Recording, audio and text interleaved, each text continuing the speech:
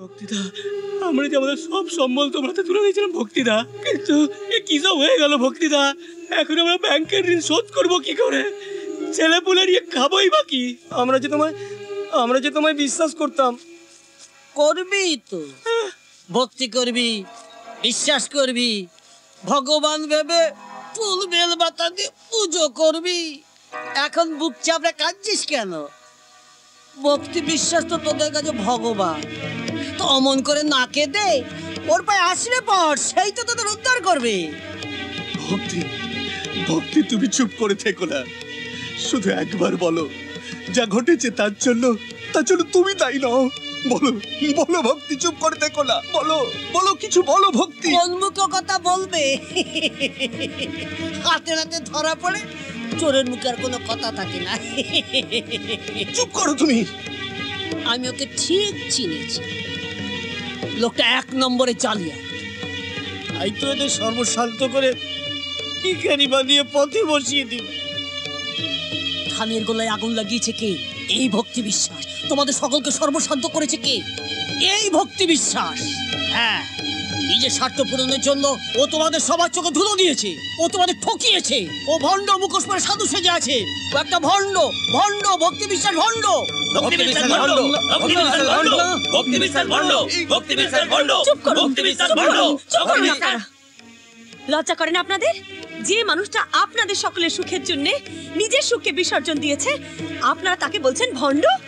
ভণ্ডকে তো সবাই ভণ্ডই বলবে মেম সাহেব। বেশ তো, তাহলে আপনিও বলুন, আমি তো আপনাকে বলতে বারণ করছি না। তবে কাউকে ভণ্ড বলার আগে নিজের চরিত্রটা একটু ভালো করে দেখে নেবেন দয়ারাম বাবু। তাহলেই বুঝতে পারবেন সমাজে কে ভালো মানুষ আর কে ভণ্ড। আজ ধানের গোলায় আগুন লেগেছে বলে আপনারা সবাই ভক্তি বিশ্বাসকে বলছেন ভণ্ড, কিন্তু একবারের জন্য আপনারা কেউ ভেবে দেখেছেন কি করে লাগলো এই আগুন? কে লাগালো এই ভয়ঙ্কর আগুন? সবাই শুনে রাখুন, আমি এখানকার বিডিও। আমি আপনাদের কথা দিচ্ছি, কি করে এই আগুন লাগলো তা তদন্ত হবে। নিশ্চয়ই হবে, তবে শুধু ধানে আগুন লাগার তদন্ত নয়, অনেক কিছুর তদন্ত হবে। আচ্ছা মেম সাহেব, আপনি আপনার ট্রান্সফার অর্ডারটা বাতিল করে এখানে বছরের পর বছর কেন পড়ে আছেন? তদন্ত হবে কেন এই ভক্তি বিশ্বাস রাতের অন্ধকারে আপনার কোয়ার্টারে যায়? কি সম্পর্ক আপনার এই ভক্তি বিশ্বাসের সঙ্গে? আমি অনেক আগে তদন্ত করে দেখেছি মেম সাহেব। আমি জানি আপনাদের মধ্যে একটা সম্পর্ক আছে। আমি বলবো কিসের সম্পর্ক? হ্যাঁ, অবৈধ সম্পর্ক।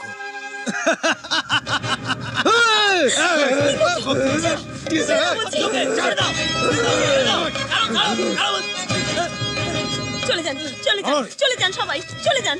চলুন চলুন চলুন চলুন চলুন। বসো বসো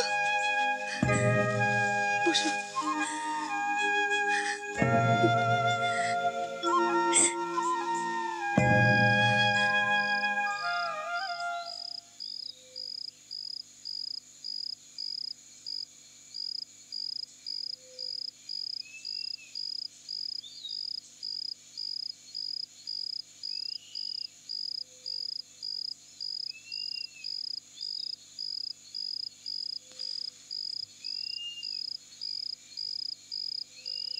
ভক্তি বিশ্বাস, তোমার উপর আমাদের ভক্তি আর বিশ্বাস এখনো অটুট আছে। তুমি ভেঙে পড়ো না। সারা রাত এখানে বসে আছো, চলো সবে চলো। কাল থেকে তুমি আবার নতুন করে লড়াই শুরু করবে। আমরা সবাই আছি তোমার পাশে, সবাই। ভক্তি, আমার কথা শোনো। আয়না মাঠেতে হাসতে হাসতে আয় কাটি ধান, সবুজ বরণ মাঝে হলুদ হলো। তোমার কি হয়ে গেল? যদি ছুটে আয় ভক্তি, তোমার কি হয়ে গেল ভক্তি? হাসতে হাতেতে আয় কাটি আয় কাটি তোর কি হয়ে গেল ভক্তি? তোমার কি হয়ে গেল? ভেদি কিছু নেই রে থা কেন তুমি আমাকে ছেড়ে চলে গেলে বাবা? সবার পেটে কেন? তাই যে মেটা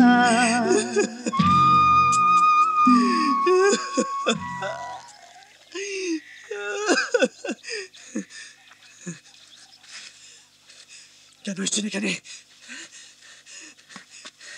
কেন এসছেন এখানে? একটা মৃতদেহ দেখতে? দেখুন, ভালো করে দেখুন, একটা মৃতদেহ পড়ে আছে। আমি সব শুনেছি। আপনি আমার বাবার মৃত্যুর জন্য দায়ী। হ্যাঁ, আপনি। কি সম্পর্ক ছিল আমার বাবার সাথে আপনার? হ্যাঁ, কি সম্পর্ক ছিল বলুন? হ্যাঁ, তোমার বাবার সঙ্গে আমার সম্পর্ক ছিল, এক মধুর সম্পর্ক, যে সম্পর্কের নাম ভালোবাসা। এই যে মানুষটা আজ এখানে লাশ হয়ে পড়ে আছে, ওই মানুষটাকে আমি ভালোবাসতাম। ভালোবাসতাম নয়, আজ ওই মানুষটাকে আমি ভালোবাসি।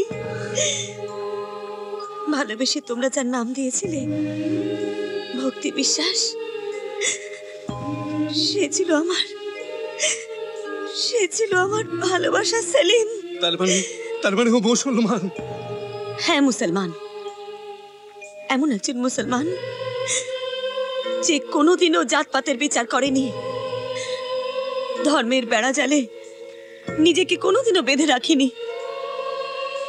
অথচ এই ধর্মের কঠিন প্রাচীর ভেঙে আমরা কোনোদিনও একে অপরের হাত ধরতে পারিনি, কিন্তু আমরা একে অপরকে ভালোবাসতাম, ভীষণ ভালোবাসতাম। আমাদের ভালোবাসা ছিল পবিত্র। আজ আপনারা সেই পবিত্র ভালোবাসায় আপনাদের নোংরা কালি ছিটিয়ে দিলেন, অথচ ওই আসল মানুষটাকে আপনারা চিনতে পারলেন না। এই আপনাদের ভক্তি, এই আপনাদের বিশ্বাস। বিশ্বাস করো মা, বিশ্বাস করো, আমরা এই মানুষটার মনে আঘাত দিতে চাইনি। দয়ারাম দত্ত আর নরহরি দাসের কথায় যে ভুল আমরা করেছি, তুমি সে ভুল আমাদের ভাঙিয়ে দিয়েছো মা, কিন্তু এবার আমরা আর সে ভুল করবো না। আসুন, আমরা ওর সৎকারের ব্যবস্থা করি।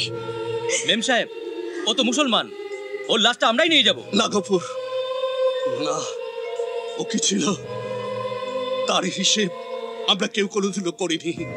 আমাদের কাছে ওর একটাই পরিচয়, ও ছিল মানুষ, মানুষের ভক্তি আর বিশ্বাস নিয়ে। ও আমাদের কাছে হয়েছিল ভক্তি বিশ্বাস, তাই আজ আমাদের ভক্তি বিশ্বাস নিয়ে ওই লোকটাকে আমরা চিতার আগুনে জ্বালাবো। অসম্ভব, ওর ধর্মের উপর চরম আঘাত আনা হবে। না, আমরা ওকে চিতার আগুনে জ্বালাবোই। থামুন আপনারা। একটা মৃত মানুষকে নিয়ে আপনারা জাত ধর্মের বিচার করছেন। একটা মৃতই, তার কোনো জাত নেই, তার কোনো ধর্ম নেই। যান, চলে যান আপনারা। আমি আমার বাবার শেষ কাজ নিজেই করতে পারবো। যান আপনারা, যান। না ভুবন, তা হয় না ভুবন, তা হয় না। এই গ্রামের প্রত্যেকটা মানুষ তোমার বাবাকে ভালোবাসত, তাই তোমার বাবার সৎকার গ্রামের প্রতিটি মানুষ মিলে করবে।